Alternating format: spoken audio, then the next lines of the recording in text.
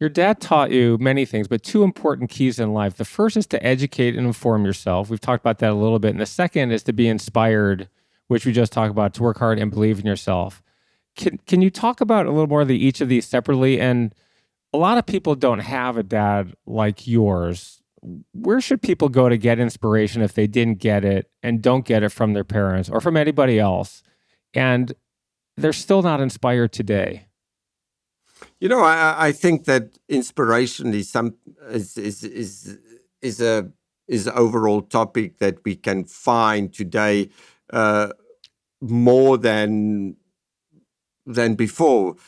We're speaking about education, and the way if I when I asked my father a question that he couldn't answer, he would tell me to go and speak to my mother because she knows more about how to make babies, for example, because she's the one that carries the babies. So I asked my father, how do you make babies and stuff like that? He said, maybe better ask your mother because, you know, she carries the baby in her tummy.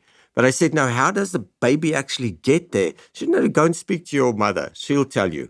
And then I went to my mother, and my mother, she was busy cooking, and I was with her in the kitchen. I said, how do you make a baby? How does a baby grow and stuff like that?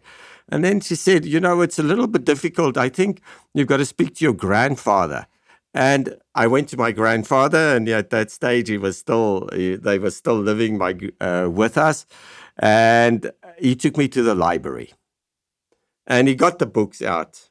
And then he said, that's a penis. That's a vagina. And this is how it works. So it was education from a generation that was much older than my father and my mother.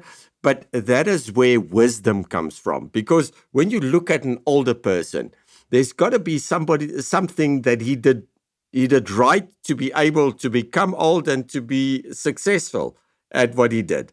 So that's where it's important as well for somebody that doesn't have fathers and doesn't have mothers to be able to go to an older generation as well that have the time to share a little bit of their knowledge. And there's a lot of old people. Sometimes I just went to old age homes and some amazing war veterans could speak to me about I wanted to go to the South African Special Forces, fight in Angola to protect people. And speaking to veterans, because my father didn't do it and he couldn't inform me and couldn't inspire me by that, became my inspiration. So there's no excuse for education. There's information ready to be found everywhere. But we have access to so much today on the internet, on Google, on the social media platforms. Rather go to people, real people that can look you in the eyes and give you the information. And don't always look and believe all the videos that you can see and find online. So that is basically how I was educated, through having access to the library and then to different generations of people. Two asides on this. First, I think there's no more important investment you can make in yourself than education. And the second thing I want to mention, there's actually a book. It was popular in the U.S. I don't know if it was in South Africa. That's titled "Where Do Babies Come From?" I remember my dad showing me this book, and I thought to myself, "This is very odd," and I was embarrassed. And frankly, I think I was 6 years old, and I still didn't quite get it, and I didn't ask any questions. I learned later on from someone in the I think the fourth grade who really explained it to me in great detail. I guess his grandfather had explained it more to him than my dad did to me.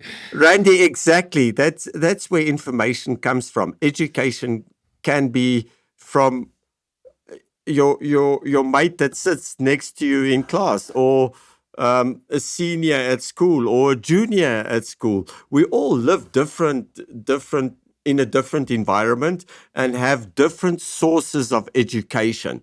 So, If we only find our education from one source, we're limiting our capabilities. That's why somebody that's curious, that wants to find more information, he's wandering and playing the field. He wants to get the most information possible and then decide what's good for him and what's not good for him.